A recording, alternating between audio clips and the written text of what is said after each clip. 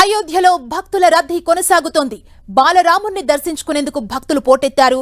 వేకువజాము నుంచే పెద్ద సంఖ్యలో భక్తులు తరలివచ్చారు. దీంతో ప్రధాన మార్గమైన రాంపదు వీధులన్నీ కిక్కిరిసిపోయాయి. రామనామస్మరణతో రామ జన్మభూమి మారుమోగుతోంది. రామాలయం జనసంద్రాన్ని తలపిస్తోంది. వణికించే చలిలో వేకువజామున 3 గంటల నుంచే క్యూ లైన్లలో నుంచున్నారు భక్తులు.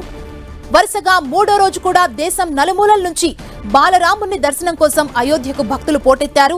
ఆలయం వద్ద పెద్ద క్యూలు దర్శనమిస్తున్నాయి.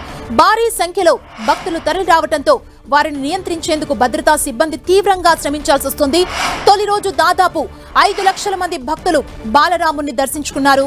ఈ రోజు ఇంకా ఎక్కువ మంది భక్తులు రావచ్చని అంచనా వేస్తున్నారు. భక్తులను నియంత్రించేందుకు ఆలయ ప్రాంగణంలో బారికేడ్లు ఏర్పాటు చేశారు. ఆలయంలోనూ బయట 1000 మంది భద్రతా సిబ్బంది పహారా కాస్తున్నారు. భక్తులు భారీగా తరలి వస్తున్నారని పోలీసులు తెలిపారు.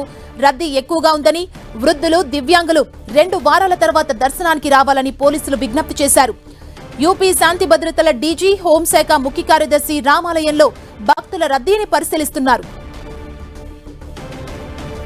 బాలరాముడు రోజులో 2 విడతల్లో భక్తులకు దర్శనమిస్తున్నారు. ఉదయం 7 గంటల నుంచి 11 గంటల 30 నిమిషాల వరకు బాలరాముని దర్శించుకోవచ్చు. ఆ తర్వాత మధ్యాహ్నం 2 గంటల నుంచి సాయంత్రం 6 గంటల 30 నిమిషాల వరకు బాలరాముడిని దర్శించుకోవచ్చు. ఈ క్రమంలోనే భక్తుల రద్దీ భారీగా పెరిగితే స్వామివారి దర్శన సమయాన్ని పొడిగించాలని ఆలయ ట్రస్ట్ యోచిస్తోంది.